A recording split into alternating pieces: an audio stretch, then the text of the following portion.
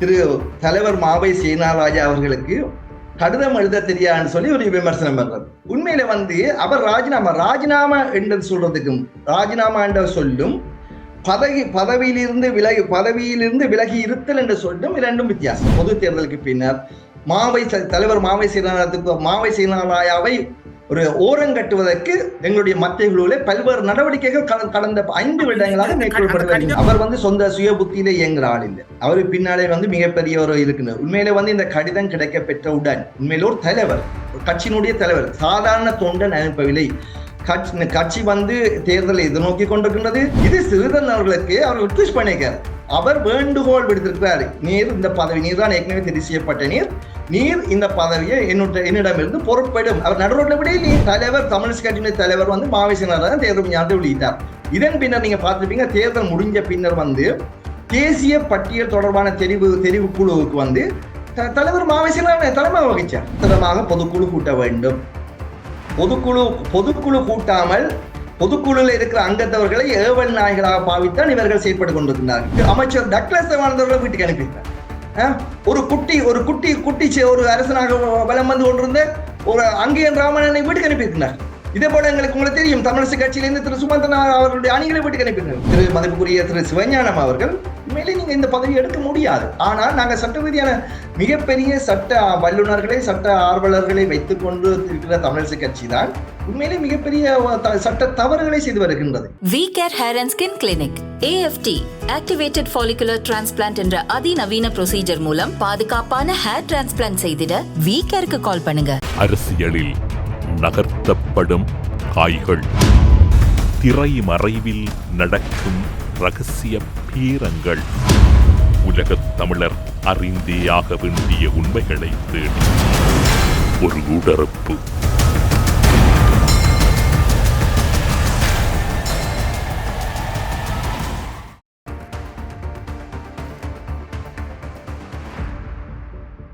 யாழ் பல்கலைக்கழகத்தின் விரிவுரையாளரும் தீவக கிளையின் இலங்கை தமிழரசு கட்சியின் தலைவருமான மாணிக்கவாசகர் இளம்புரையன் அவர்களை ஊடறுப்பு நிகழ்ச்சியோடு இணைத்திருக்கின்றோம். ஊடறுப்பு நிகழ்ச்சியின் சார்பில் உங்களை வரவேற்பதில் மகிழ்ச்சி. வணக்கம். இலங்கை தமிழரசு கட்சியை பொறுத்தவரையில் கடந்த 1 வருடங்களாக இந்த ஜனவரி மாதத்திலிருந்து இலங்கை தமிழரசு கட்சி பெரும் சட்ட போராட்டத்தோடும் 75 ஆண்டுகளை கடந்திருக்கின்ற சூழ்நிலையில் ஒரு 75 ஆண்டு கால முதிர்ச்சியற்ற ஒரு கட்சியாக மக்கள் மத்தியில் தென்பட்டு கொண்டிருக்கின்றது. இப்போது இந்த கட்சியின் போக்கு அல்லது இந்த கட்சியினுடைய அண்மைக்கால செயற்பாடுகள் ஒரு தமிழரசு கட்சியின் செயற்பாட்டாளனாக, அதனுடைய தொண்டனாக, ஒரு அடிமட்டத்தில் இருக்கக்கூடியவனிடம் என்ன பிரதிபலிப்புகளை இது ஏற்படுத்தும்? நிச்சயமாக தொண்டர் மட்டுமல்ல, எங்களுடைய மக்கள் அனைவரும் நம்பிக்கை இழந்து விட்டனர். தமிழரசு கட்சியில் உங்களுக்கு தெரியும், 2024ஆம் ஆண்டு இந்த வருடம் அண்மையில் நடந்து முடிந்த பொது தேர்தலின்படி எங்களுடைய மக்கள் தமிழரசு கட்சியிலே தம்முடைய அதிருப்தியை வெளியிட்ட செயற்பாட்டை நாங்கள் காணக்கூடிய இருக்கின்றது. இதற்காக நான் ஒரு சில சான்றுகளை, புள்ளிவிவரங்கள் உங்களுக்கு நான் தெரிவிக்கலாம் நினைக்கின்றேன். உண்மையிலே உங்களுக்கு தெரியும், எங்களுடைய தமிழ் தேசியத்தினுடைய தலைவர் அவர்களாலே 2024ஆம் ஆண்டு ஆரம்பிக்கப்பட்ட தமிழ் தேசிய கூட்டமைப்பு அப்போது போட்டி போட்டு வடக்கு கிழக்கு முழுதும் 22 ஆசனங்களை, மொத்தமாக 28 ஆசனங்களுடைய வடக்கு கிழக்கு மாகாணத்திலே 22 ஆசனங்களை கைப்பற்றியது. அதனைத் தொடர்ந்து 2010ஆம் ஆண்டு 14 ஆசனங்களும், 2015ஆம் ஆண்டு 16 ஆசனங்களும், 2020ஆம் ஆண்டு 10 ஆசனங்களும், 2024ஆம் ஆண்டு தேசிய பட்டியல் உட்பட 8 ஆசனங்களை. உண்மையிலே உங்களுக்கு இந்த புள்ளி விவரங்களை நாங்கள் பார்க்கும்போது உங்களுக்கு தெரியும், புள்ளி விவரம் எங்களுடைய தமிழ் தேசியத்தை முன்னிறுத்தி நாங்கள் பிரச்சாரம் செய்து போட்டியிட்டும் எங்களுடைய 2004ஆம் ஆண்டிலிருந்து எங்களுக்கு கிடைக்கின்ற ஆசனங்கள் எண்ணிக்கை, தமிழரசு கட்சியின் ஆசனங்கள் எண்ணிக்கை தற்போது கீழ் நோக்கி சென்று கொண்டிருப்பதை நாங்கள் காணக்கூடிய இருக்கின்றது. உங்களுக்கு தெரியும், 2024ஆம் ஆண்டு நடைபெற்ற பொது தேர்தலிலே தமிழ் தேசியத்தை, அந்த கோஷத்தை முன்னிறுத்தி வடக்கு கிழக்கிலே போட்டியிட்டு மொத்தமாக 10 ஆசனங்களை போட்டியிட்ட கட்சிகள் மொத்தமாக 10 ஆசனங்கள் தான் பெற்றிருக்கிறார்கள். அதில் இலங்கை தமிழரசு கட்சி 8 ஆசனங்களும், டெலோ என்ற செல்வம் அடக்கல்நாதன் ஒரு ஆசனத்தினையும், எங்களுடைய தமிழ் தேசிய மக்கள் முன்னணி வந்து ஒரு ஆசனத்தையும் பெற்றிருக்கின்றது. உண்மையிலேயே ஒரு வெட்கக்கேடான விஷயம், 28 ஆசனங்கள் உடைய வடக்கு கிழக்கிலே, இன்றைய வடக்கு கிழக்கு தமிழர் தாயகத்திலே பெரும்பாலான தமிழ் மக்கள் தமிழ் தேசியத்தை நேசித்தவர்கள் கடந்த 40 வருடங்களாக தமிழ்ல தமக்கென்ற ஒரு தாயகத்தை அமைப்பதற்காக ஆயுத ரீதியான போராட்டத்துக்கு பங்களிப்பு செய்தவர்கள். அதன் வழியே வந்து அதன் வழிநடத்தலே வந்த தமிழ் தேசியத்தை நேசிக்கின்ற தமிழரசு கட்சியானது ஒரு பிழையான நிர்வாக செயற்பாடுகள் காரணமாக இன்றைக்கு வந்து ஒரு கீழ்நிலைக்கு சென்று கொண்டிருப்பதை உண்மையிலே நாங்கள் பார்க்கக்கூடிய இருக்கின்றது.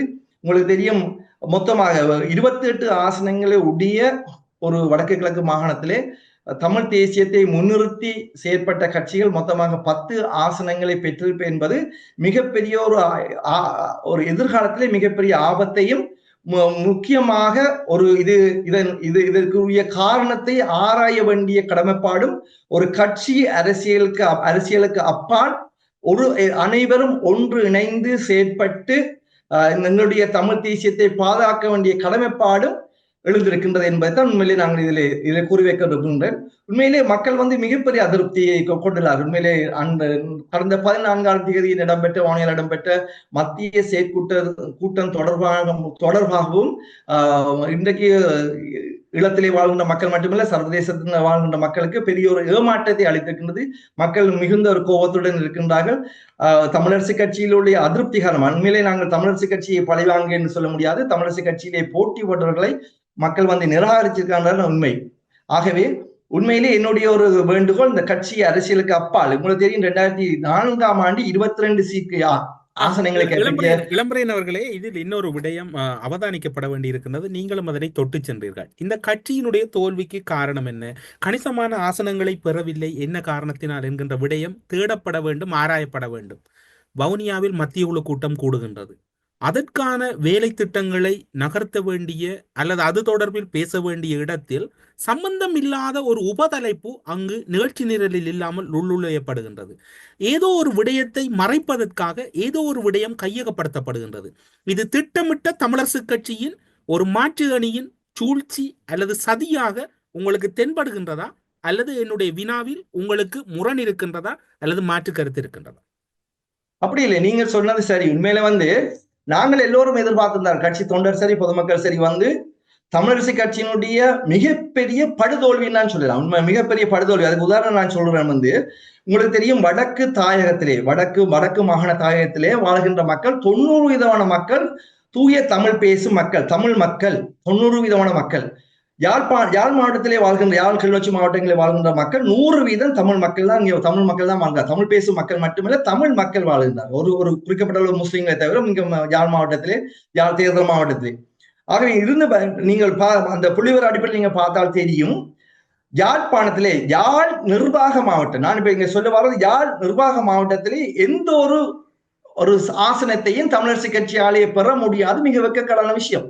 ஏனென்றால் கிளிநொச்சி வந்து உண்மையில வந்து எங்களுடைய மதிப்புக்குரிய கௌரவ ஸ்ரீதரன் அவர்கள் வந்து கிளிநொச்சி மாவட்டத்தை முன்னிலைப்படுத்தி அவர் போட்டி போட்டார். அதிகப்படியான வாக்களை அவர்கள் ஆசனங்களை பெறுவதற்கு கிளிநொச்சி மக்கள் தான் வாக்களித்தார்கள். அவருக்கு கூட யாழ்ப்பாணத்திலே அளிக்கப்பட்ட ஆசனங்கள் மிக குறைவாகத்தான் இருக்கின்றது. இங்கே பார்க்கணும் என்னன்னு சொன்னா, 5 லட்சம் வாக்காளர்கள் வாழ்கின்ற யாழ் மாவட்டம், நான் கிளிநொச்சி சொல்லல, 5 லட்சம் வாக்காளர்கள் வாழ்கின்ற யாழ் மாவட்டத்திலேயே ஒரு எம்பி சீட்டை தமிழரசு கட்சிக்கு பெற முடியாமல் போனது. உங்களுக்கு தெரியும், எங்களுடைய வடக்கு கிழக்கு தாயகத்தினுடைய அரசியல் தலைநகரம் என்று சொல்லப்படுகின்ற யாழ்ப்பாணத்திலே ஒரு சீட்டை பெறவில்லை. கிளிநொச்சி மாவட்ட மக்கள் அளித்த அதிகூடிய வாக்கினால் தான் எங்களுடைய சிவஞானம் ஸ்ரீதரன் அவர்களுக்கு ஒரு ஆசனத்தை தமிழரசு கட்சி பெற முடிந்தது. அதே மாதிரி உங்களுக்கு தெரியும், மொத்தமாக 6 லட்சம் வாக்காளர்கள் இங்க இருக்கின்றார்கள். 5,95,000 வாக்காளர்கள் இருக்கின்றார்கள். ஆனால் யாழ் தேர்தல் மாவட்டத்திலே, யாழ் தேர்தல் தொகுதியில், யாழ் தேர்தல் மாவட்டத்திலே, யாழ்ப்பாணம் கிளிநொச்சி தேர்தல் மாவட்டத்திலே தமிழரசு கட்சியை பெற்றிருப்பது 63,000, வெறும் 63,000. ஆகிய 10ல் 1 வாக்குகளை கூட பெற முடியாத நிலையிலே தமிழரசு கட்சி இருக்கின்றது. இதை விடுத்து தோல்விக்கான இந்த மிகப்பெரிய படு தோல்வி என்று நான் சொல்வேன். என்றால் வடக்கு மாகாணத்திலே 2 ஆசனங்களை தான் எங்களுடைய கட்சி கைப்பற்றக்கூடிய இருந்தது. வடக்கு மாநிலம் வந்து 90% தமிழ் மக்கள் வாழ்கின்றது. எந்த விதத்திலும் சம்பந்தப்படாத தேசிய மக்கள் சக்தி, என்பிபி என்று சொல்லப்படுகிற தேசிய மக்கள் சக்தி, இதே மண்ணிலே இதே வடக்கு கிழக்கிலே பிறந்த அவர் வெளியிலிருந்து எவரையும் கொண்டவர்களே வடக்கு கிழக்கிலே பிறந்த தமிழ் வேட்பாளர்களை நிறுத்தி 5 ஆசனங்களை கைப்பற்றியிருப்பது மிக வெட்கக்கேடான விஷயம் என்பதை இன்றைக்கு தமிழரசு கட்சி புரிந்து கொள்ள வேண்டும். வெறும் 8 ஆசனங்களை கைப்பற்றி விழுந்தும் மீசையிலே மண்முட்டாத மாதிரி எங்களுடைய தலைமைகள் தாங்கள் தான் தமிழ் மக்களுடைய பிரதிநிதிகள், தமிழ் மக்கள் தங்களைத்தான் வாக்களித்து நியமித்திருக்கின்றார்கள். 8 ஆசை வெறும் 28 ஆசனங்களில் 27 ஆசனங்களில் மொத்தம் 28 ஆசனங்களிலே தேர்தல் அடிப்படையிலே 7 ஆசனங்களை தான் தமிழரசு கட்சி பெற்றது. ஒரு ஆசனங்கள் தேசிய பட்டியலுக்கு வழங்கப்படுது. ஆகவே உண்மையிலே 27 ஆசனங்களிலே 28 ஆசனங்களிலே 7 ஆசனங்களை மட்டும் பெற கட்சியை என்னென்று நாங்கள் தமிழ் மக்கள் எங்களுக்கு தான் தெரிவித்திருக்கின்றார்கள். நிச்சயமாக இன்றைக்கு நாளைக்கு என்பிபி இன்றைக்கு கொழும்பை தலைமையாக கொண்டு பெரும்பான்மை சிங்கள மக்களை அங்கத்தவர்களாக கொண்டு இயங்குகிற தேசிய மக்கள் சக்தி வடக்கிலே 5 ஆசனங்களை, வடக்கு கிழக்கிலே அதிகூடிய ஆசனங்களை பெற்றிருக்கின்றது. இவர்கள் கூட நாளைக்கு நாங்கள் தான் தமிழ் மக்களுடைய பிரதிநிதிகள் என்ற உரிமை கோர்ற அளவுக்கு எங்களுடைய தமிழரசு கட்சி தங்களுடைய அரசியல் நடவடிக்கை செய்கின்றது. உண்மையிலே நாங்கள் இங்கே பார்க்க வேண்டிய விஷயம் இந்த மிகப்பெரிய படுதோல்விக்கான காரணத்தை, மிகப்பெரிய பின்னடைவை இதை எந்த காரணத்துக்காக வருகப்பட்டது என்ன பொறுத்தவரை மத்திய குழுவில் இருக்கிற அனைத்து உறுப்பினர்களையும் பதவி நீக்கம் செய்ய வேண்டும், தாங்களாக ராஜினாமா செய்ய வேண்டும், அல்லது பொதுச்சபை கூடி அனைவரும் வீட்டுக்கு அனுப்பணும், அதை அனைவரையும் பதவி நீக்க வேண்டும். இதுல இங்க விசாரணைக்கு இடமில்லை. இது நாங்கள் எங்களுக்கு சரியாக ப்ரூவ் பண்ணப்பட்டிருக்கிறது. ஒரு தேர்தல் மூலம் தமிழரசு கட்சியிலே பிள்ளையான வழி நடத்தர்கள் என்ன பொறுத்தவரையில தெரிவுக்குழுனுடைய பிள்ளையான தெரிவுகள் தான் இந்த பின்னடைவுக்கு உண்மையிலேயே மக்கள் செல்வாக்குள்ள முக்கியமானவர்களுக்கு சந்தர்ப்பத்தை அளிக்காத காரணமா, முக்கியமாக யாழ்ப்பாணத்திலே தவராஜா அவர்கள், அங்கே மன்னார்லை சார்ஸ் நிர்மலான் அவர்களை பல்வேறு காரணங்களை கூறி அந்த மாதிரி பெண் வேட்பாளர்களை இங்குதான் இன்னும் ஒரு விடயம் மிகவும் உன்னிப்பாக அவதானிக்க வேண்டி இருக்கின்றது. தெரிவுக்குழுவை நியமித்தார்கள். யாழ் கிளிநொச்சி தேர்தல் மாவட்டத்தில் தான் அடங்கலாக 8 சுமந்திரன் அவர்கள் தயார் செய்தார். இலங்கை தமிழரசு கட்சி பாரம்பரியம் மிக்க கட்சியில் காடு மேடுகள் எல்லாம் தேடி பெண் வேட்பாளர் கிடைக்கவில்லை. மறுபுறம் மகளிர் அணி தங்களிடம் கொடுக்கப்பட்ட விண்ணப்பங்கள் அல்லது தங்களுடைய இது தொடர்பில் கலந்துரையாடவில்லை என்கின்றது. இலங்கை தமிழரசு கட்சி இன்று சுமந்திரனின் தனி சொத்தாக மாறிவிட்டதா, அல்லது தமிழ் மக்களை தமிழரசு கட்சியின் பெயரால் தமிழரசு கட்சி ஏமாற்றுகிறோம்? உண்மையிலே நாங்கள் சொல்ல வேண்டிய விஷயம் சொன்னா, மக்கள் சரியான முறையில் அரசியல்படுத்தப்படலையே. பொதுக்குழு கூடி, உங்களுக்கு தெரியும், திருவண்ணாமலையிலே கூடிய பொதுக்குழு கிட்டத்தட்ட 5 வருடங்களுக்கு எங்களுடைய ஜாப்பி விதிகளுக்கு அமைய ஒவ்வொரு வருடமும் தேசிய மாநாடு நடத்த வேண்டும், ஆண்டு பொதுக்கூட்டம் நடத்த வேண்டும், புதிய நிர்வாகம் ஒவ்வொரு வருடம் தெரிவு செய்யப்பட வேண்டும். கிட்டத்தட்ட 6 வருடங்களுக்கு மேலாக எந்த ஒரு பொதுக்குழுவையும் கூட்டாது திருவண்ணாமலையிலே தான் முதல் எங்களுடைய யாப்பு விதி என்பது குறைந்தபட்சம் ஒரு வருடத்துக்கு 3 முறையாவது பொதுக்குழு கூட்டப்பட வேண்டும். இந்த தேர்தலை எதிர்கொள்வதற்காக முக்கியமாக இந்த தேர்தலை குறைந்தபட்சம் இந்த தொகுதி கிளைகளாவது அழைத்து அவர்களுடன் ஆலோசனை நடத்துவது கூட இந்த முறை செய்யவில்லை. கடந்த காலங்களில் தொகுதி கிளைகளை பொதுக்குழுவை கூட்டம் போடாட்டியும் கூட தொகுதி கிளைகளை கூடி தேர்தல் தந்திரோபாயங்கள் தொடர்பாக கருத்துரை வழங்குவார். ஆனா இந்த முறை எந்த வகையிலும் மூலக்கிளைகளையோ அல்லது தொண்டர்களை அழைத்தோ அல்லது தொகுதி கிளைகளை அழைத்தோ அது பொதுக்குழுவை கூட்டியோ தேர்தல் தொடர்பாக எந்த ஒரு அறிவிப்பும் விடவில்லை, எந்த ஒரு ஆலோசனைகளையும் பெறவில்லை என்பதுதான் உண்மையிலே இந்த தோல்விக்கு மிகப்பெரிய ஒரு காரணம். ஏன்னு சொன்னால், பொதுக்குழுவை கூட்டினால் நிச்சயமாக தங்களுக்கு மிகப்பெரிய பாதிப்பு வரும். ஒரு சிலர் இந்த கட்சிகளை உங்களுக்கு நீங்க சொன்ன மாதிரி தெரிவுக்குழுவிலே 11 பேர் அங்கத்துவம் வைத்தார்கள். 2 உறுப்பினர்கள் மட்டும்தான் வெளியே இருந்தார்கள். மிச்சம் 9 பேரும் தாங்களாகவே சேர்ந்து முடிவெடுக்கிற ஒரு தகுதியை பெற்றிருந்தார்கள். அதன் காரணமாக தான் உண்மையிலே கட்சியினுடைய தலைமைக்கு ஒரு குழப்பம் ஒன்று ஏற்பட்டது. உண்மையில என்ன பொறுத்தவரை பொதுக்குழுவில மத்திய குழு தெரிவுக்குழுவில அங்கம் வைத்த அனைவரும் தாங்களாகவே ராஜினாமா செய்து பதவியை விட்டு மற்றவர்களுக்கு இடம் விட்டு கொடுக்கணும். தோல்வியை மனப்பூர்வமாக ஏற்றுக்கொண்டு, தங்களுடைய தோல்விக்கு தாங்கள் தான் காரணம் என்று மனப்பூர்வமாக ஏற்றுக்கொண்டு அவர்கள் தங்களுடைய பதவிகளை விலக்கணும். இல்லாட்டி பொதுக்குழுவை கூட்டி அவர்களை, ஏனென்றே மக்கள் தெளிவாக வாக்களித்திருக்கிறார்கள். இது தனிப்பட்ட மாவை சீனாராஜா அவருடைய கட்சியோ அல்லது திரு சம்பந்தன் அவர்களுடைய கட்சியோ அல்லது தந்தை செல்வனுடைய கட்சி மட்டுமில்லை. இது மக்கள் மயப்படுத்தப்பட்ட ஒரு கட்சி. 75 ஆண்டுகளாக 75 ஆண்டுகளாக 75 ஆண்டுகள் கொஞ்சம் நெஞ்ச ஆண்டுகளில் 75 ஆண்டுகளாக மக்கள் மீது செல்வாக்கு செலுத்திய கட்சி, மக்களை வழிநடத்திய கட்சி, மக்களுடைய தேச விடுதலைக்காக அர்ப்பணிப்பு செய்தபடி பல்வேறு உயிர் தியாகங்களை செய்த கட்சி.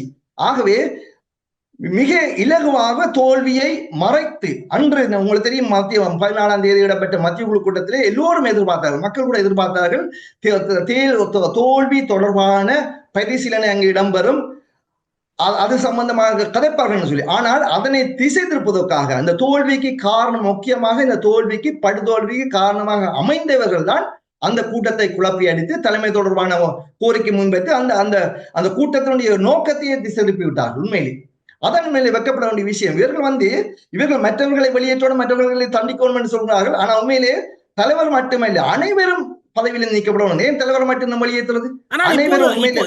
இப்போது இருக்கக்கூடிய பேசு பொருள், இலங்கை தமிழரசு கட்சியின் தலைவர் மாவை சேனாதிராஜா ராஜினாமா செய்து விட்டார். மத்திய குழுவில் தலைவராக நீடிப்பதா இல்லையா என்கின்ற வாத பிரதிவாதங்கள் முன்வைக்கப்பட்டு வருகின்ற 28ஆம் தேதி CVK சிவஞானம் மாவை சேனாதிராஜாவுக்கு எதிராக நிறுத்தப்பட்டிருக்கின்றார். என்னதான் இடம்பெறுகின்றது? துணை செயலாளரோடு 75 வருடங்கள் பாரம்பரியம் மிக்க ஒரு கட்சி பயணிக்கின்றது. அவர் தொடர்ச்சியாக பயணித்துக் கொண்டிருக்கின்றார். இப்போது துணை தலைவரை நோக்கி நகர்கின்றது. அப்படியாயின் இங்கு எல்லாம் மாவை சேனாதிராஜாவின் பிழையான கடிதம் என்றும் கூறுகின்றார்கள்.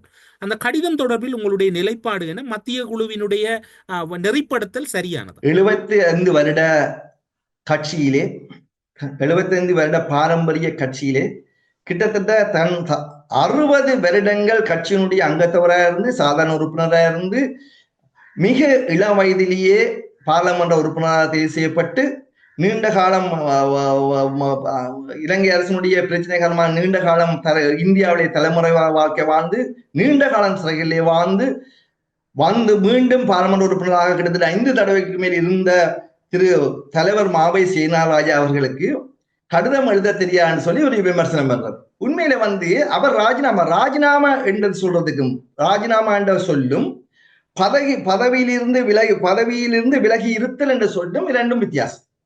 ஒன்றுமில்லை, ரெண்டும் வித்தியாசம். உண்மையிலே மாவை சேனா தலைவர் மாவை இவ்வளவு காலம் கிட்டத்தட்ட 10 வருடங்களுக்கு மேலே கட்சியினுடைய தலைவர் பதவி வகித்த மாவை சேனாராஜுக்கு தெரியாது அந்த கடிதம் யாருக்கு அனுப்பணும்னு சொல்லி.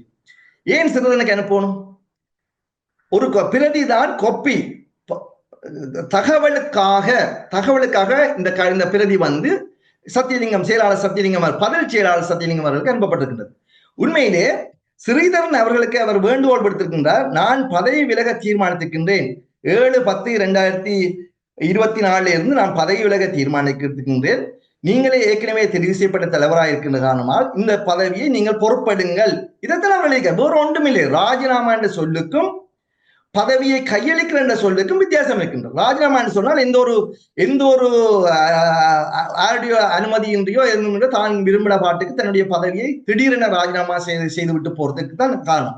உண்மையிலே இந்த பதவி விலகி இருத்தல், உண்மையிலே நான் அவருடைய நெருங்கிய பல சந்தர்ப்பம் எனக்கு கிடைத்தது. நான் அவருடைய நிறைய கூட்டங்கள் நான் மத்திய குழுவிலே ஒரு சில வருடங்கள் நான் பதவி அங்கத்துவம் வைத்தேன். எனக்கு தெரியும், கடந்த 2020ஆம் ஆண்டு தேர்தலுக்கு பின்னர், பொது தேர்தலுக்கு பின்னர் தலைவர் மாவை சேனாராயாவை ஒரு ஓரங்கட்டுவதற்கு எங்களுடைய மத்திய குழுவிலே பல்வேறு நடவடிக்கைகள் கடந்த 5 வருடங்களாக மேற்கொள்ளப்பட்டு தொடரில் தான் நான் உங்களிடம் கேட்கின்றேன். இலங்கை தமிழரசு கட்சி தலைவர் பதவியிலிருந்து விலகி இருத்தல், உடன் பொறுப்பை ஏற்பதற்கு வற்புறுத்தல், அதாவது அதனுடைய பிரதியை சத்தியலிங்கத்துக்கு அவர் பிரதியிடுகின்றார். அந்த பிரதியிட்டதை கொண்டு சத்தியலிங்கம் எப்படி முடிவெடுக்க முடியும்? ஒரு தலைவர் நீங்க பாருங்க அரசு, இது எந்த வகையிலும் ஒரு அதிகாரபூர்வமான ஒரு உத்தியோகபூர்வமான கடிதம் அல்ல. ஒரு தலைவர் ஒரு ஆயுள் கால உறுப்பினர் நீதிமன்றத்தில் சென்று தடை உத்தரவை எடுக்க முடியுமா?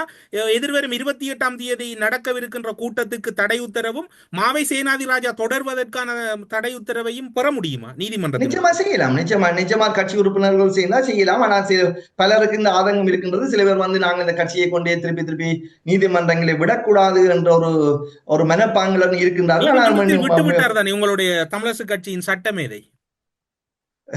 தமிழரசு கட்சியின் சட்டமேதை கட்சியை விட்டு ரோட்ல கொண்டே விட்டுட்டார் எங்களுக்கு.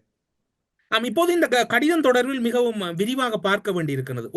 ஒரு நிர்வாகம் தொடர்பில் சத்தியலிங்கம் மாகாண சுகாதார அமைச்சராக இருந்தவர், ஒரு வைத்தியத்துறையில் இருந்தவர், பதில் பொதுச் செயலாளராக கடமையாற்றி கொண்டிருக்கக்கூடியவர். ஒரு நிர்வாக செயற்பாடு தெரியாமலா சத்தியலிங்கம் அவர்கள் இப்போது தமிழரசு கட்சியை நிர்வகிக்கும்? உண்மையில அவர் சொந்த சுய புத்தியில இயங்குற ஆள் இல்லை. அவரு பின்னாலே மிகப்பெரிய ஒரு இருக்குன்னு உண்மையில இந்த கடிதம் கிடைக்க பெற்றவுடன் உண்மையில ஒரு தலைவர், கட்சியினுடைய தலைவர், சாதாரண தொண்டன் அனுப்பவில்லை. கட்சி தேர்தலை எதிர்நோக்கி கொண்டிருக்கின்றது.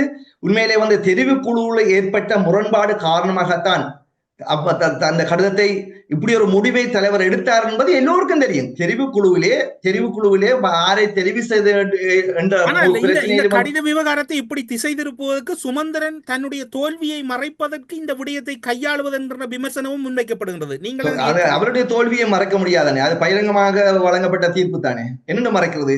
அவருடைய கட்சிக்குள் அந்த விவாதங்கள் எழாமல் தவிர்ப்பதற்காக திசை மாற்றுவதற்கான இந்த நகர்வு முன்வைக்கப்படுகின்றது என்று இது உண்மையில இது ஒன்றுமில்லை. இது இருந்தா இது உள்நோக்கம் வேற. இது உள்நோக்கம் வேற. தலைமை பதவியை சிலர் பிடிப்பதற்காக ஏற்கனவே நீங்கள் சிவஞானத்தை குறிப்பிடுகின்றீர்களா? இருக்கலாம், அப்படி சொல்லவில்லை. அவர் இல்லை. சிவஞானம் ஒரு வரும் பொம்மை தான். இதுல சிவஞானத்தை இவர்கள் பயன்படுத்துகிறார்கள். அவர்கள் உண்மையில அவர் வழங்கிய ஒரு ஊடக சேவையிலும் இந்த கடிதம் தொடர்பில் அவர் முன்னுக்கு பின் முரணாக கதைக்கின்றார்கள். அவர் ஒரு மாகாண சபையினுடைய அவைத்தலைவர், இப்பயும் அவைத்தலைவரா இருக்கின்றார். இந்த கடிதம் ரெசிக்னேஷன் கடிதம் இல்லை. நிர்வாகம் தொடர்பில் தேர்ச்சி பெற்றவர் சிவஞானம் இல்லையா? இல்ல அவர் மிகப்பெரிய தேர்ச்சி பெற்றவர்.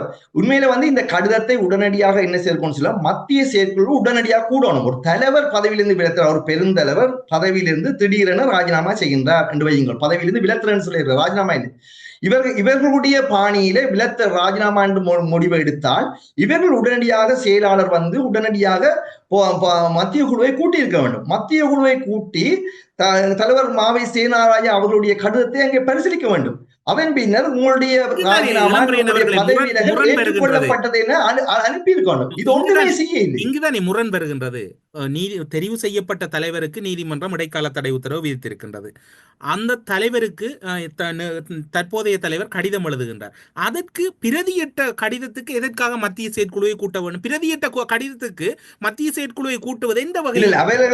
அவர்களுக்கு தலைவர் விலத்திரையார்னு ஒரு சந்தேகம் இருக்குன்னு சொன்னா, உண்மையில இது ஒரு உத்தியோகபூர்வமான கடிதம் இல்ல. அரசு உண்மையில உத்தியோகபூர்வமான ஒபிஷியலான ஒரு உத்தியோகபூர்வமான ஒரு அதிகாரபூர்வமான கடிதம் இல்ல. நீங்க சொன்ன மாதிரி ஸ்ரீதரன் அவர்களுக்கு உண்மையில அவர் எழுதியலாது. ஆனா அவர் ரிக்வெஸ்ட் பண்ணிக்க, ஸ்ரீதரனுக்கு ஆலோசனை வழங்கி இருக்கிற கடிதம் மூலம் என்னால் இயலாது, நான் இதனை நீர் பொறுப்படும், அப்போ நீங்க பொறுப்படும் அவர் எழுதோடியே நான் என்ற பாட்டுக்கு நான் ராஜினாமா என்று சொல்லி யார்டையும் பொறுப்பு கொடுக்காம தூக்கி எறிஞ்சிட்டு போறான் ராஜினாமா. திடீரென நாங்க பதவி விலகிறது. உண்மையில ஸ்ரீதரன் அவர்கள் இந்த கடிதத்தை ஒரு பொருட்டாக நீங்க சொன்ன மாதிரி செயலாளர்கள் மத்திய குழுவை எடுக்க வேண்டிய தேவை இல்லை. இது ஸ்ரீதரன் அவர்களுக்கு அவர் ரிக்வெஸ்ட் பண்ணிக்கிறார். அவர் வேண்டுகோள் விடுத்திருக்கிறார், நீர் இந்த பதவி, நீர் தான் ஏற்கனவே தெரிவு செய்யப்பட்ட நீர் இந்த பதவியை என்னிடமிருந்து பொறுப்பெடும். அவர் நடுரோட்ல விட இல்லையே. ஆகவே ஸ்ரீதரன் பொறுப்பெடுக்காத காரணத்தால் தொடர்ந்து இருக்கின்றார். இதை எனக்கு ஒரு சந்தர்ப்பத்தை நான் தெளிவாக சொல்லுகின்றேன். இந்த கடிதம் அனுப்பிய பின்னர் உங்களுக்கு தெரியும், தேர்தல் விஞ்ஞாபனம் 6 வெளியிட்டாங்க. தேர்தல் விஞ்ஞாபனம் தலைவர் மாவை சேனாருடைய கையினாலே திரு சுமந்திரன், திரு சயந்தன் அவர்கள் வழங்கி மாவை சேன தலைவர் என்ற ரீதியிலே அவர் தான் வெளியிட்டார். தலைவர் அவருடைய வீட்டை வைத்து ராஜினாமா செய்து விட்டார் என்று சொன்னால் இவர்கள் அங்க தேடி போக தேவையில்லை. அவர் ராஜினாமா செய்து விட்டார் என்று சொன்னால் இவர்கள் அங்கே போய் தேடி அவருக்கு கௌரவம் கொடுத்து அவருடைய ஆசையை பெற்று தேர்தல் விஞ்ஞானத்தை வெளியிட தேவையில்லை. தேர்தல் விஞ்ஞானத்தை வெளியிட்டது இந்த ஊடகங்கள் நீங்க வாயில அனுப்பிக்க தலைவர், தமிழ் கட்சியினுடைய தலைவர் மாவை சேனார் தேர்தல் விஞ்ஞானத்தை வெளியிட்டார். இதன் பின்னர் நீங்க பார்த்துருப்பீங்க, தேர்தல் முடிஞ்ச பின்னர் தேசிய பட்டியல் தொடர்பான தெரிவு குழுவுக்கு தலைவர் மாவை சேனார் தலைமை வகிச்சார். 7/10/2024 பதவி விலகி ஒருவரை என்னென்று நீங்க எலெக்ஷன் முடிஞ்ச அப்புறம் 1 மாதத்துக்கு பிறகு நீங்க என்னென்று ஒரு அரசியலமைப்பு குழுவுக்கு, அரசியல் விவகார குழுவுக்கு தலைமை வகித்து தேசிய பட்டியல் சத்தியலிங்கம் அவர்களை தெரிவு செய்வதற்கு நீங்க அனுமதி வழங்கியிருப்பீர். ஆகவே மாவை சேனாராயா சட்டபூர்வமான தலைவர் இல்லைன்னு சொன்னால் அவருடைய தலைமையிலே நடந்த கூட்டம் அந்த தெரிவும் பிள்ளைதானே. உண்மையிலே இந்த கடிதம் ஒரு பெரிய விவகாரம் இல்லை. உண்மையிலே இவ்வளவு பெருசா இவ்வளவு சாதித்த ஒரு மனிதன், சாதித்தன்னு சொல்ல அவ்வளவு தன்னுடைய வாழ்க்கையை தன்னுடைய தமிழர் அரசியலுக்காக அர்ப்பணிப்பு செய்த ஒரு மனிதன். என்ன பொறுத்தவரை கடந்த காலங்களில் ஓரங்கட்டப்பட்டவர். எங்களுடைய கட்சியிலேயே பிரதான தலைமைகளால் அவருக்கு இருந்த ஏனைய தலைமைகளை அவர் படிப்படியாக ஓரங்கட்டப்பட்டு இறுதியில ஓரங்கட்டப்பட்டவர் என்று உங்களுக்கு தெரியும். மாவை சேனாதிராஜாவுக்கு என்று ஈழ விடுதலை போராட்டத்தில் ஒரு வரலாறு இருக்கின்றது. அவற்றுக்கெல்லாம் மாற்று கருத்து இல்லை. இப்படி ஒரு வரலாற்றுக்குரிய ஒரு மனிதர், ஒரு தனிநபர். அதாவது இன்று பார்த்தீர்கள் என்றால் திரு சம்பந்தன் அவர்கள் சுமந்திரனை அறிமுகப்படுத்துகின்றார். சுமந்திரனுக்கு பலமாக இருக்கின்றார். அதே சம்பந்தன் சுமந்திரனால் தூக்கி எறியப்படுகின்றார் என்ற போது உசாரடையாத மாவை சேனாதிராஜா தனக்கும் அந்த நிலை வருகின்ற போது ஒப்பாரி வைப்பது என்பது எந்த வகையில் நியாயம்?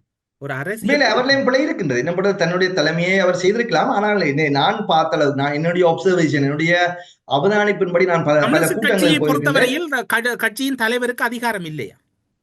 இல்ல, உங்களுக்கு தெரியும், நீங்க பார்த்துப்பீங்க 2020ஆம் ஆண்டு தேசிய பட்டியல் நியமிப்பது தொடர்பாகவே தங்களுடைய தலைவர் ஓரங்கட்டப்பட்டார்.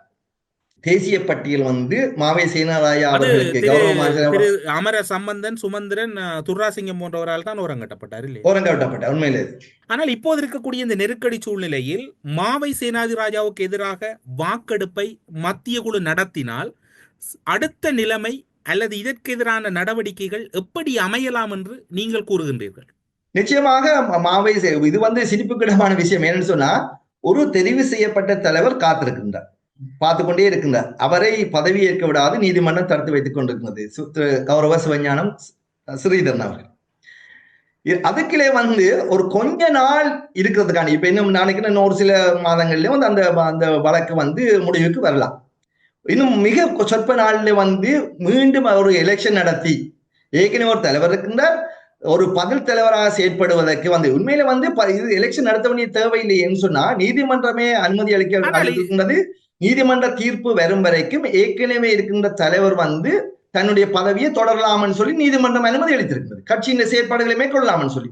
ஆகவே நீதிமன்ற ஆலோசனைக்கு புறம்பாக திரு மாவை சேனாதிராஜா அவர்களை பதவி நீக்கம் செய்வதற்காக இதுல ஒரு சின்ன ஒரு இடைத்தேர்தல் மாதிரி ஒரு குட்டி தேர்தல் வைக்கிறது ஒரு சிரிப்புக்கிடமான விஷயம். மக்களுக்கு புரியவில்லை. நான் திரும்பவும் சொல்றேன், இது தமிழரசு கட்சி என்பது பல்வேறு தியாகங்கள் மத்தியிலே, பல்வேறு இழப்புகள் மத்தியிலே கட்டி காத்து 75 கட்டி காத்தப்பட்ட கட்சி. ஆகவே இன்று ஆளுபவர்கள் அதனை அழித்துவிட்டு அதனை சிதைச்சு விட்டு போவதற்கு எந்த வகையிலும் மக்கள் அனுமதிக்க விட்டார்கள். அப்படி சிதைச்ச நடவடிக்கை செயற்பாட்டில் ஈடுபட்டவர்களுக்கு இன்றைக்கு யாழ்ப்பாண மக்கள் சரி, வடக்கு மக்கள் சரியான தீர்ப்பை வழங்கி இருக்கின்றார். உண்மையிலே சரியான தீர்ப்பு. இன்றைக்கு உண்மையிலே நாங்கள் எந்த காலத்திலும் எங்களுடைய யாழ்ப்பாண மக்கள் ஒரு முக்கியமான தகவலை குறிப்பிட்டீர்கள். நீதிமன்றம் ஸ்ரீதரன் அவர்களுக்கு இடைக்கால தடை உத்தரவு விதிக்கின்ற போது நடைமுறை தலைவராக இருக்கக்கூடிய மாவை சேனாதிராஜா தொடரலாம் என்று நீதிமன்றம் ஒரு விடயத்தை விழிப்பாக சொல்லி இருக்கின்றது. ஆனால் மாவை சேனாதிராஜாவும் பொறுப்படுங்கள் என்றுதான் சிவஞானம் ஸ்ரீதனுக்கு கடிதம் எழுதுகின்றார். அவர் ராஜினாமா செய்ததான பொருள் கூட எங்கும் இல்லை. அங்கில்லை, எழுதப்பட்ட கடிதம், ஒரு விரக்தியிலே எழுதப்பட்ட. அப்படி இருக்கின்ற போது இதில் இன்னும் ஒரு முரண் வருகின்றது. நீதிமன்றம் மாவை சேனாதிராஜா தொடரலாம் என்கின்றது. மாவை சேனாதிராஜா ராஜினாமா செய்யவில்லை, அவர் ஒரு அறிவுறுத்தல் வழங்குகின்றார். ஆனால் மாவை சேனாதிராஜா ராஜினாமா செய்து விட்டார் என்று மத்திய குழு இந்த முடிவெடுப்பதானது நீதிமன்ற அவமதிப்பாக இங்கு அமையாது. உண்மையிலே என்னை பொறுத்தவரை அவசரமாக பொதுக்குழு கூட்ட வேண்டும். பொதுக்குழு கூட்டாமல் பொதுக்குழுவில் இருக்கிற அங்கத்தவர்களை ஏவல் நாய்களாக பாவித்தான் இவர்கள் செயற்பட்டுக் கொண்டிருக்கிறார்கள். தாங்கள் தேர்தலை போட்டிவிடுவோம், தங்களுக்காக நாங்கள் இரவு பகலாக காடு மேடு மலைகள் வயல்கள் காணிகள் என்று அலைந்திருந்து அவர்களுக்கு வாக்குகளை சேகரித்து கொடுக்க வேண்டும். பிறகு அடுத்த 5 வருடங்களுக்கு பொதுக்குழுவில் இருக்கிற தொண்டர்களை பற்றி அவர்கள் அதில் அக்கறை காட்ட மாட்டார்கள். தேவை என்று சொன்னால் அவர்களுக்கு இந்த உள்ளூராட்சி உறுப்பினர்களுக்குரிய சில பதவிகளை வகுக்கலாம். இதான் எங்களுடைய கட்சியில் இருக்கிற நிலைப்பாடு. உண்மையிலே இது வெக்கக்கடான விஷயம். உண்மையில உங்களுக்கு தெரியும், இந்த கட்சியை ஆரம்பித்த தந்தை செல்வாவோட தொண்டராக இருந்தால் ஆரம்பித்தார். அதே மாதிரி எங்களுடைய ஈழ விடுதலை போராட்டம் உண்மையிலே நீங்க பாத்தீங்கன்னா தெரியும், அங்க சாதாரண போராளி தளபதி என்ன ஒன்றுமில்லை, எல்லாரும் சமனாகத்தான் தேசிய தலைவர் வழிநடத்தினார். தளபதியா இருக்கிறவர் பிளவிட்டால் கீழ்நிலைக்கு போறதும், ஒரு கீழ்நிலையிலிருந்து கட்டித்தனமா தன்னுடைய சிறப்பை காட்டுற தளபதி அவர்களும் எங்களுடைய ஒரு வரலாறு. ஆகவே உண்மையில இங்கே பார்த்தா பொதுக்குழுவை கூட்டுவதற்கு கூட பொதுக்குழு தேர்வு செய்யறது அவர்களுக்கு வாக்களிப்பதற்கு மட்டும். பொதுக்குழுவில் இருக்கிற உலக அங்கத்தவர் அவர்களுக்கு வாக்களித்து விட்டுட்டு பிறகு அவர்கள் எலெக்ஷன் கேட்கும் போது அவர்களுக்கு குடை பிடித்து அவர்களுக்கு ஆளவட்டம் பிடித்து அவர்கள் விசிறி போட்டி காடு மலை மேடெல்லாம் திரிந்து அவர்களுக்கு ஆதரவு வழங்க வேண்டும். பின்னர் அதை பற்றி கவனத்திலேயே கொள்வதில்லை. இது உண்மையில வந்து இது ஒரு கட்சி அரசியலுக்கு உண்மையில ஒரு வெக்கக்கான விஷயம் இருக்கு. உண்மை கட்சியில எப்படி ஏற்றுக்கொள்ள முடியாது. உண்மையில எங்களுக்கு என்ன இப்படி எல்லாரும் சமனாக மதிச்சு யாப்புறுதியா எல்லாரும் சமன் எல்லாருக்கும் சமந்து சொல்றோம். நெருக்கடி இப்ப உங்களுக்கு மிகப்பெரிய நெருக்கடி வந்திருக்கு எங்களுக்கு சொன்னா அந்த கட்சிக்கு வந்து மிகப்பெரிய நெருக்கடி மக்களாலே நிராகரிக்கப்பட்டிருக்கின்றது. வடக்கு மாகாணத்திலே 2 ஆசனங்களை மட்டும்தான் எங்களை பெறக்கூடிய இருந்தது. 28 ஆசனங்களுடைய வடக்கு கிழக்கு மாகாணத்திலே மொத்தமாக 7 ஆசனங்களை தான் நாங்கள் பெறக்கூடிய இருந்தது. மேலதிகமாக ஒரு தேசிய பட்டியல். ஆகவே மிகப்பெரிய நெருக்கடியிலே கட்சி இருக்கின்றது. இதை ஆராய பொதுக்குழுவை கூப்பிட்டு இதை பொதுக்குழுவிலே நிறைய புலமை சார்ந்தவர்கள் இருக்கின்றார்கள். பொதுக்குழுவில் இருப்பவர்கள் சாதாரண ஆக்கள் இல்லை. பேராசிரியர் இருக்கின்றார்கள், வைத்தியர் இருக்கின்றார்கள், நிபுணர்கள் இருக்கின்றார்கள், சட்டத்தின் இருக்கின்றார்கள். ஆகவே பொதுக்குழுல இருப்பவர்களுக்கும் வந்து இது நாங்கள் உண்மையில கட்சியினுடைய பின்னடைவு சம்பந்தமாக விளக்கம் கொடுத்து ஆராய வேண்டும். அவருடைய கருத்து இதை விடுத்து இதுகளை மறைப்பதற்காக இதை விடுத்து ஒரு சம்பந்தப்படாத ஒரு நாளைக்கு சிறிதரன் நாளைக்கு தீர்ப்பு சிறிதரனுக்கு சார்பாக தீர்ப்பு வழங்கி நாளைக்கு பதவியேற்றால் நாளன்னைக்கு மாவை செய்யறாங்க விட்டு போவார். அதே சிவஞானம் திரு சிவஞானம் அவர்கள் பிரதி சிரேஷ்ட தலைவர் வந்து அவர் வீட்டை போவார். இது பெரிய ஒரு இஷ்யூ அடுத்து உண்மையிலே கட்சி இருக்கிற நிலையை பார்க்கணும். மக்கள் நிராகரிச்சிருக்கிறார்கள். மக்கள் வந்து தெளிவாக இந்த முறை நான் நினைக்கின்றேன் வரலாற்று ரீதியாக நாங்க பார்க்கும்போது மக்கள் வந்து சரியான தீர்ப்பு வழங்கி இருக்கின்றார்கள். உண்மையிலே ஆரை இந்த மண்ணிலிருந்து தமிழர் அரசியலிருந்து அகத்தோணும் என்று சொல்லி 90ஆம் ஆண்டு மிகப்பெரிய பயங்கரவாத செயற்பாடுகள் நடத்தி அழிக்க முடியாத ஒரு சக்தியாக வந்து கிட்டத்தட்ட 5 பாராளுமன்றங்களுக்கு மேலே பாராளுமன்ற உறுப்பினராக இருந்த அமைச்சர் டக்ளஸ் தேவானந்தர்களை வீட்டுக்கு அனுப்பியிருக்கார். ஒரு அரசனாக வலம் வந்து கொண்டிருந்த ஒரு அங்கேயன் ராமனை வீட்டுக்கு அனுப்பியிருக்கிறார். இதே போல எங்களுக்கு உங்களுக்கு தெரியும் தமிழரசு கட்சியிலிருந்து திரு சுமந்தன் அவர்களுடைய அணிகளை வீட்டுக்கு அனுப்பியிருக்கிறார். ஆகவே மக்கள் வந்து சரியான தீர்ப்பு வழங்கியிருக்காங்க. இந்த தீர்ப்பு வந்து தொடரக்கூடாது. ஏன்னா இந்த உங்களுக்கு நான் ஏற்கனவே சொன்ன மாதிரி இன்னைக்கு மிகப்பெரிய ஆபத்து எங்களுடைய வடக்கு அரசியல் ஏற்பட்டிருக்கின்றது. 5 எந்த வகையிலும் சம்பந்தப்படாத தேசிய மக்கள் சக்தி 5 ஆசனங்களை கைப்பற்றியிருப்பது ஒரு உண்மையில மிகப்பெரிய இன்னும் ஒரு வினா இருக்கின்றது. இலங்கை தமிழரசு கட்சியை பொறுத்தவரையில் தலைவர், செயலாளர், பொருளாளர், சிரேஷ்ட உபதலைவர், துணை செயலாளர், அதே போன்ற நிர்வாக செயலாளர் என்கின்ற பதவி நிலைகள் தான் இருக்கின்றது. பொன் செல்வராஜா முன்னாள் நாடாளுமன்ற உறுப்பினர் அமரத்துவம் அடைந்த பின்னர் அவர்தான் சிரேஷ்ட உபதலைவராக இருந்தார், தலைவருக்கு அடுத்தபடியாக. இப்போது இருக்கக்கூடிய CVK சிவஞானம் அவர்கள் அதன் பின்னர் இப்போது துணை செயலாளர்கள் 2 இருப்பது போன்று அவரும் ஒரு உத்தியோகப்பற்ற முறையில் தெரிவு செய்யப்பட்டார். அவர் அந்த கூட்டங்களுக்கு கலந்து கொள்ளவில்லை, தனக்குரிய வகையில் அழைப்புகள் வரவில்லை என்று தொடர்ச்சியான தன்னுடைய ஆதங்கங்களை வெளிப்படுத்தி கொண்டிருந்த போது அவர் உத்தியோகபூர்வமான கட்சி யாப்புக்கமைய அவர் சிரேஷ்ட உபதலைவர் இல்லை. அப்படி இருக்கின்ற போது கட்சி யாப்புக்கு முரணாக, நீதிமன்றத்துக்கு எதிராக கட்சி யாப்புக்கு முரணாக எப்படி ஒரு உத்தியோகபூர்வமாக பொதுச்சபையால் தெரிவு செய்யப்படாத ஒரு துணைத் தலைவரை எப்படி தலைவராக்க முடியும்? அதுவும் ஒரு பிழைதானே உங்களுடைய ஜாப்புக்கு? உண்மையிலே பிள்ளை. ஜாப்புக்கு எல்லா ஜாப்புக்கு முன்னாடி நடக்குது கூட்டம். ஒவ்வொரு வருடம் நடத்த வேண்டிய கூட்டம் 5 வருஷம் 6 வருஷத்துக்குள்ள நடக்குது. ஒரு வருடத்துக்கு 3 தடவைக்கு மேல் நடத்த 3 தடவை குறைந்தது 3 தடவையாவது ஜாப்பு இதழுக்கு அமைய பொதுக்குழு கூட்டப்படணும். அது கூட்டப்படவில்லை.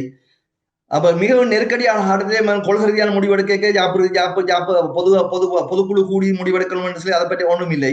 அதே மாதிரி நீங்க சொன்ன மாதிரி சிரேஷ்ட துணைத் தலைவர் 2 வந்து ஜாப்பு இதுபடி ஒருவர் தான் இருக்கலாம். ஆனா 2 தெரிவு செய்யப்பட்டிருப்பது உண்மையிலே நீங்க சொன்ன மாதிரி சிரேஷ்ட உபதலைவராக இருக்கின்ற திரு மதிப்புக்குரிய திரு சிவஞானம் அவர்கள் உண்மையிலே நீங்க இந்த பதவி எடுக்க முடியாது. ஆனால் நாங்க சட்ட ரீதியான மிகப்பெரிய சட்ட வல்லுநர்களை, சட்ட ஆர்வலர்களை வைத்துக் கொண்டு இருக்கிற தமிழரசு கட்சி தான் உண்மையிலே மிகப்பெரிய சட்ட தவறுகளை செய்து வருகின்றது.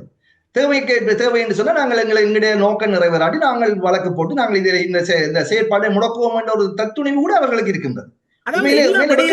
குறிப்பாக இளம்பரையினவர்களை எல்லா விடயங்களுக்கும் ஒரு உயரிய ஒரு கிட்டத்தட்ட ஒரு மக்களால் மிகவும் புனிதமாக மதிக்கப்படுகின்ற நீதித்துறையை எல்லா விடயங்களையும் காட்டி சிலர் அதற்கு பிழையான அர்த்தம் கற்பிப்பது அதனுடைய மாண்புக்கும் அழகில்லை இல்லையா? இது சின்ன பிள்ளை மாதிரி.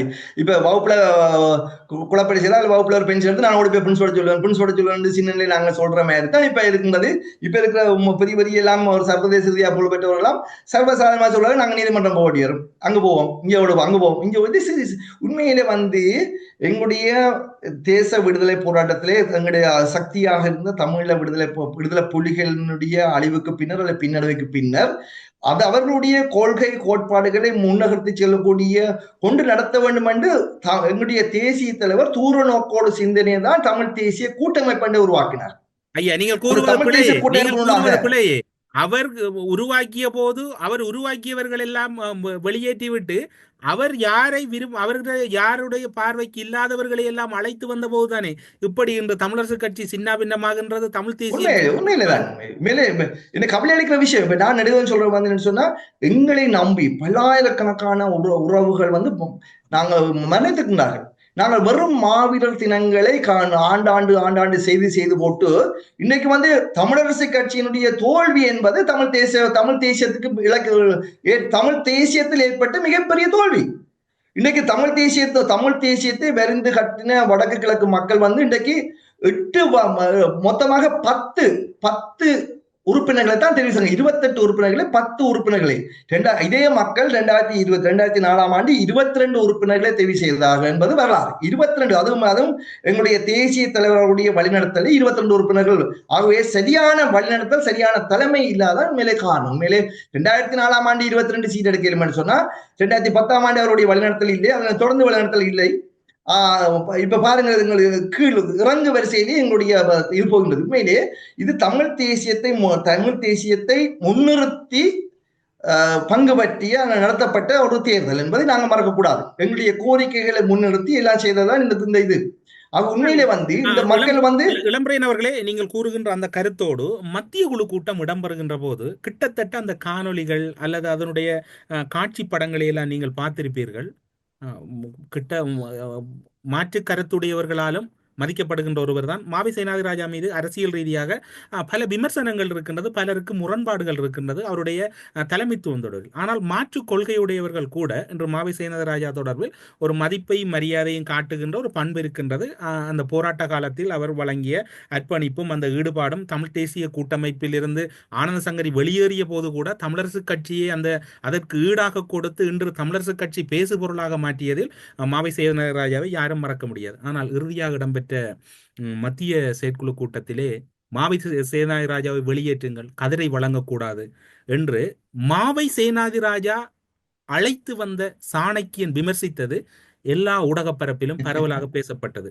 மாவை சேனாதிராஜா அழைத்து வருகின்ற போது சிரேஷ்ட உபதலைவர் திரு பொன் செல்வராஜ் அவர்கள் கடுமையான எதிர்வினை ஆற்றியிருந்தார் மட்டக்களப்பில். அவரையும் எதிர்த்துத்தான் மாவை சேனாதிராஜா சாணக்கியனை அந்த இடத்துக்கு அழைத்து வந்தார். இன்று அதே சாணக்கியன் மாவை சேனாதிராஜாவை ஒருமையில் அழைத்திருக்கின்றார். அந்த கூட்டத்திலே அவர் தொடர்பில் பல்வேறுபட்ட முரணான சம்பவங்கள் அல்லது அவருக்கு எதிரான சம்பவங்கள் இடம்பெற்ற போது பலரும் கைகட்டி வேடிக்கை பார்த்திருக்கின்றார்கள். மாவை சேனாதிராஜா கூனி குறுகி ஒரு குற்றவாளி போல் அந்த கதிரையில் இருந்து விட்டு வெளியேறி இருக்கின்றார்.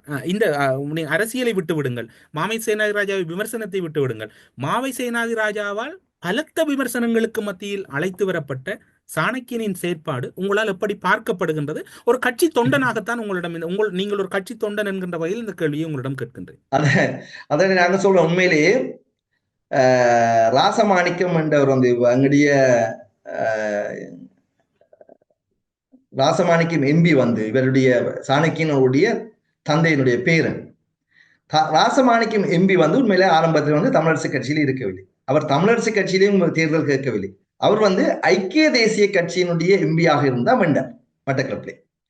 இதனை அவதானித்த எங்களுடைய தந்தை செல்வா அவர்கள் கௌரவமாக அவரை அழைத்து வந்து அவருக்கு தேர்தலில் போட்டி விடுவதற்கான சந்தர்ப்பத்தை வழங்கி அவரை பார்லிமெண்ட் உறுப்பினராக்கின மட்டுமல்ல, கட்சியினுடைய தலைவராக கூட இருந்தவர் திரு ராசமாணிக்கம் அவர்கள்.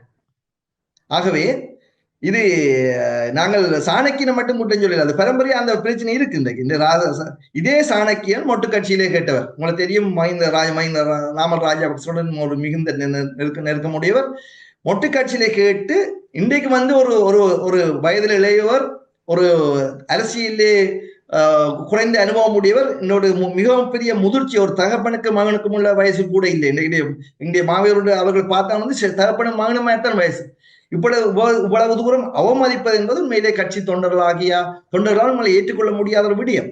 உண்மையிலே இதிலே நான் இன்னொரு விஷயம் நான் சொல்லுவாருன்னு சொன்னா, 14ஆம் தேதி ஜனாதிபதி தேர்தல் முடிவடைந்து கட்சியினுடைய மத்திய குழு கூடி பொது தேர்தல் தொடர்பாக தெரிவு குழுவை நியமிச்சு அதற்கு பின்னர் வந்து 14ஆம் தேதி தற்போதைய 14 அதுக்கு பிறகு எலெக்ஷன் முடிஞ்சு 14ஆம் தேதி தான் மத்திய குழு கூடியிருக்கிறது. அந்த மத்திய குழு கூட்டத்துக்கான அழைப்பு கடிதத்திலே நீங்க பார்த்துருப்பீங்க நிகழ்ச்சியிலே தலைவர் என்று போட்டிருக்கிறது, யார் தலைவர் என்று போடவில்லை. மற்றது மாவை சீனாராயா அவர்களுடைய கடிதம் தொடர்பாக ஆராய்வது தொடர்பாக எந்த ஒரு இதுவும் போடவில்லை. அங்கே நிகழ்ச்சியினரிலே முதலாவது நிகழ்வு எங்களுடைய வடக்கு கிழக்கிலே தேர்தலிலே தோல்வி அடைந்தது தொடர்பாக பரிசீலிக்கிறதா முதலாவது விடயம். ஆகவே எந்த ஒரு விடயத்திலும் வந்து தலைவருடைய ராஜினாமாவோ அல்லது தலைவருடைய கடிதத்தை தொடர்பாகவோ ஒன்றுமே இல்லை. நிகழ்ச்சி நிரலிலே போடாத ஒரு விடயத்தை அங்கு விவாதிப்பது என்பது உண்மையிலே ஏற்றுக்கொள்ள முடியாத விடயம். உண்மையிலே ஒரு சிரேஷ்ட உப தலைவரோ அல்லது பதில் செயலாளர் வந்து திரு ராசமன் சாணக்கியனை கட்டுப்படுத்தியிருக்கணும். நீங்க நிகழ்ச்சி நிரல் இல்லாத நீங்கள் கதைக்க வேண்டாம். மற்றது நான் சொல்றேன், 7/10/2024 இருந்து ராஜினாமா செய்த ஒருத்தர் வந்து அதுக்கு பின்னர் தேர்தல் பஞ்சாயத்தை விழுகின்ற தலைவராக என்ற பேர்ல அதுக்கு பின்னர் எலெக்ஷன் முடிஞ்ச அப்புறம் வந்து கிட்டத்தட்ட 15ஆம் தேதி எலெக்ஷன் முடிஞ்சது. அதுக்கு பிறகு ஒரு கிழமைக்கு பிறகு தேர்தல் தெரிவுக்கு அரசியல் விவகார குழுவுக்கு தலைமை வகித்து தேசிய பட்டியல் எம்பியை தெரிவு செய்கின்றார். இதுக்கு பிறகு அவர் பதவி விலக வேணும் என்பது உண்மையிலே வந்து அவர் அனுப்பிய ராஜினாமா பதவி விலகல் கடிதத்துக்கும் திருப்பி அதனை வாபஸ் பெற கடிதம் வந்து எங்களுடைய மத்திய குழு கூட்டத்துக்கு முன்னதாகவே செயலாளருடைய கைக்கு ரெண்டும் போட்டு. ஆகவே இந்த கடிதத்தை எங்க கொண்டே போட வேண்டிய தேவை இல்லை என்ற செயலாளர் தான் கேட்டிருக்கா. நீங்க என்ன மாதிரி என்ன தலைவர் என்ன மாதிரி நீங்கள் பதில் சொல்ல அவர் எழுத்துல அனுப்பியிருக்குங்க. 2/11/2024 அந்த கடிதம் செயலாளருக்கு கையில கிடக்கப்பட்டது. 25/10/2024 தேதியிடப்பட்ட கடிதம். ஆகவே இந்த கடிதத்தை எங்க கொண்டே மத்திய குழுல பரிசீலிக்க வேண்டிய தேவை இல்லை உண்மையிலே. ஏன்னா தலைவர் தலைவரை அழைத்திருக்கிறீர்கள்.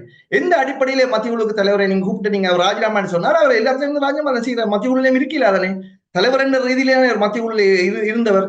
ஆகவே மத்திய குழுவுக்கு அவருக்கு அழைப்பு போயிருக்கின்றது. மத்திய குழு கூட்டத்துக்கு அவர் 14ஆம் தேதிக்கு மத்திய குழுவுக்கு அவர் அழைப்பு போயிருக்கின்றது.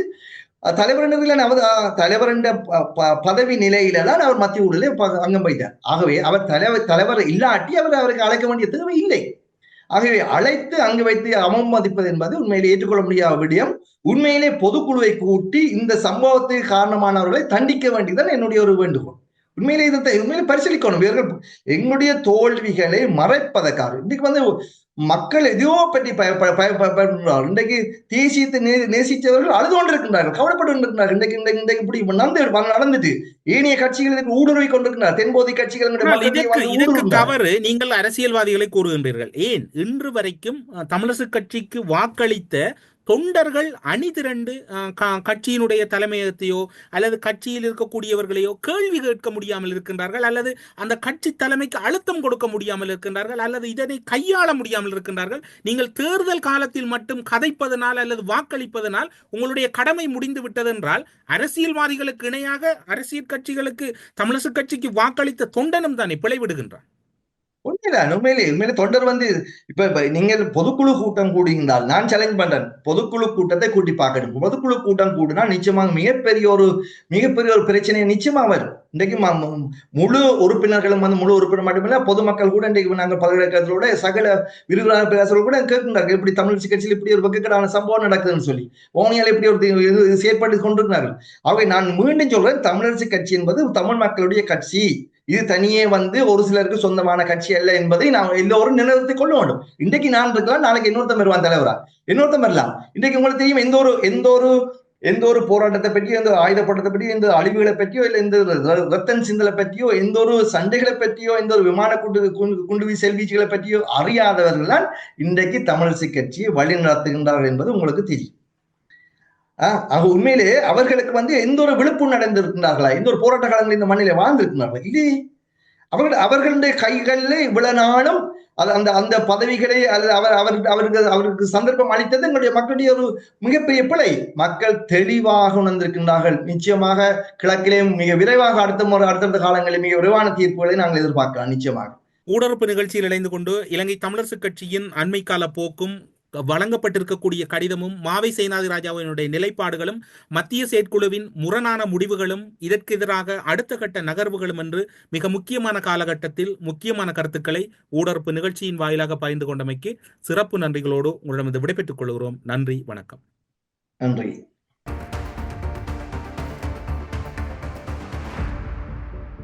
We Care hair and skin clinic AFT activated follicular transplant என்ற அதிநவீன ப்ரொசீஜர் மூலம் பாதுகாப்பான ஹேர் டிரான்ஸ்பிளான்ட் செய்திட வி கேருக்கு கால் பண்ணுங்க. அரசியலில் நகர்த்தப்படும் காய்கள், திரைமறைவில் நடக்கும் ரகசிய பீரங்கள், உலகத் தமிழர் அறிந்தேயாக வேண்டிய உண்மைகளை தேடி ஒரு உடறுப்பு.